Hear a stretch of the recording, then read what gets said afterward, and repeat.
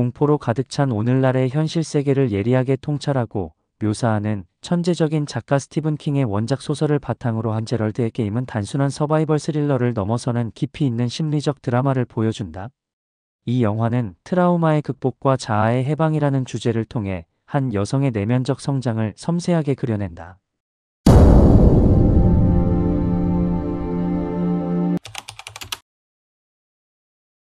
어느 한적한 숲속 펜션 한 부부의 애정행각은 곧 악몽으로 변한다. 소원해진 부부관계를 회복하기 위해 찾은 이곳에서 제럴드는 평소 숨겨왔던 자신의 성적 취향을 드러낸다.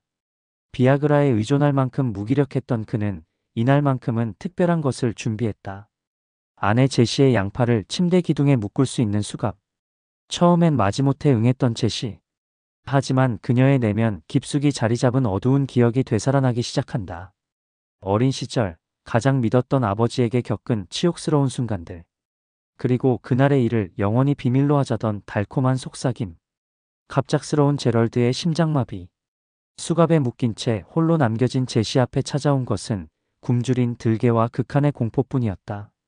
탈수와 공포로 인한 환각 속에서 그녀는 죽은 남편과 대화를 나누고 또 다른 자아를 마주하게 된다. 그리고 매일 밤 어둠 속에서 그녀를 응시하는 기괴한 얼굴의 남자. 넌 그저 환영일 뿐이야 라고 되뇌이는 제시.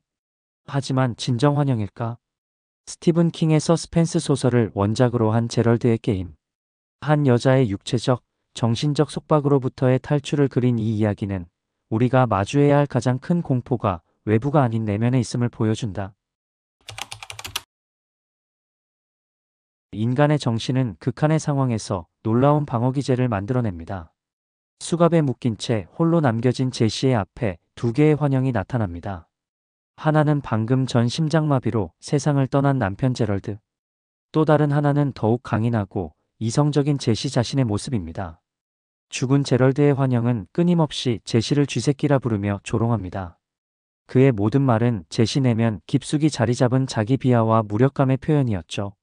오랜 시간 그녀를 억눌러온 가부장적 폭력의 산물이기도 했습니다. 반면 강인한 제시의 환영은 달랐습니다. 생존을 위한 현실적인 조언을 건네고 잊혀진 기억들을 일깨워주죠. 선반 위에 놓인 유리컵으로 탈출할 수 있다는 제안까지. 이는 제시 내면에 잠재된 문제 해결 능력의 발현이었습니다. 포기하라는 제럴드의 속삭임과 살아남아야 한다는 강인한 제시의 주장이 충돌할 때마다 우리는 한 여인의 내면에서 벌어지는 처절한 싸움을 목격하게 됩니다. 과거의 트라우마로부터 벗어나고자 하는 갈망과 그것을 막으려는 두려움의 대립이었죠. 하지만 역설적이게도 이 정신적 분열은 제시의 치유 과정이 되었습니다. 두 환영과의 대화를 통해 그녀는 자신의 과거와 마주하게 되고 마침내 트라우마를 극복할 힘을 얻게 됩니다. 때로는 우리의 가장 큰 두려움과 마주하는 것이 진정한 해방으로 가는 첫걸음이 됩니다. 제시의 이야기는 바로 그것을 보여주는 강력한 은유입니다.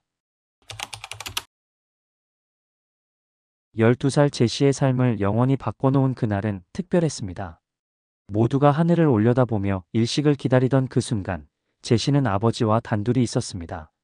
평소처럼 아버지의 무릎에 앉아있던 그 자리는 순수한 부녀의 애정이 뒤틀린 폭력의 현장이 되었습니다. 계속 일식을 보고 있으렴. 우리의 특별한 비밀이야. 아버지의 이 말은 단순한 위로가 아닌 교묘한 심리적 조종이었습니다. 하늘의 태양이 가려지는 순간 제시의 순수함도 함께 어둠 속으로 사라졌습니다. 아버지는 교묘하게 제시를 침묵으로 몰아갔습니다. 이걸 말하면 가족이 무너질 거야. 엄마는 상처받을 거고 우리 가족은 더 이상 예전처럼 살 수 없게 될 거야.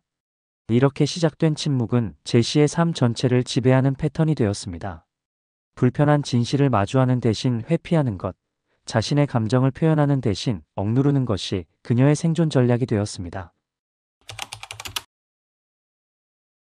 심리학에서는 이를 트라우마의 반복 강박이라고 부릅니다. 제시가 제럴드라는 지배적인 남성을 배우자로 선택한 것은 우연이 아닙니다. 그녀의 무의식은 익숙한 관계 패턴을 찾아갔고 다시 한번 자신을 통제하는 남성과의 관계를 재현하게 된 것입니다. 제럴드와의 관계에서 나타나는 권력 역학은 어린 시절 아버지와의 관계를 그대로 반영합니다. 수갑이라는 물리적 구속은 어린 시절부터 이어져온 심리적 구속의 물리적 현현이었습니다. 위기가 가져온 기회. 하지만 역설적이게도 이 극한의 상황은 제시에게 치유의 기회를 제공합니다. 침대에 묶인 채 도망칠 수 없는 상황에서 그녀는 마침내 자신의 트라우마와 정면으로 마주하게 됩니다. 그동안 억압해왔던 기억들이 물밀듯이 떠오르고 환영으로 나타난 또 다른 자아들과의 대화를 통해 그녀는 자신의 과거를 재해석하게 됩니다. 이는 정신분석학에서 말하는 외상 후 성장의 전형적인 예시라고 할 수 있습니다. 일식의 상징성. 영화에서 반복적으로 등장하는 일식의 이미지는 단순한 시간적 배경이 아닙니다.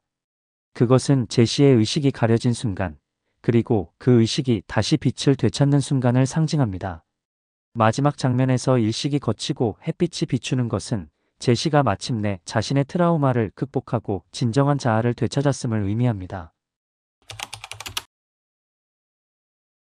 영화에서 등장하는 달빛 사나이는 실제 존재하는 연쇄살인범임이 밝혀진다. 그러나 더 중요한 것은 이 인물이 제시의 삶에서 마주친 모든 괴물들을 상징한다는 점이다. 학대한 아버지, 지배적인 남편 제럴드, 그리고 실제 살인범까지 이들은 모두 제시의 삶을 위협했던 존재들이다. 제시는 결국 자신의 손을 찢어가며 수갑에서 벗어나는데 이는 단순한 물리적 해방을 넘어서는 상징적 의미를 지닌다. 과거의 침묵과 수능이라는 수갑에서 벗어나 자신의 이야기를 세상에 말하기 시작하는 것이다.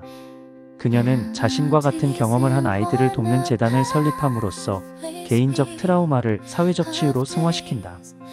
제럴드의 게임은 단순한 서바이벌 호러를 넘어 한 인간이 자신의 트라우마와 마주하고 이를 극복해가는 강력한 심리적 드라마다. 물리적 속박에서의 탈출은 곧 심리적 속박으로부터의 해방을 상징하며 이를 통해 진정한 치유와 성장의 이야기를 전달한다.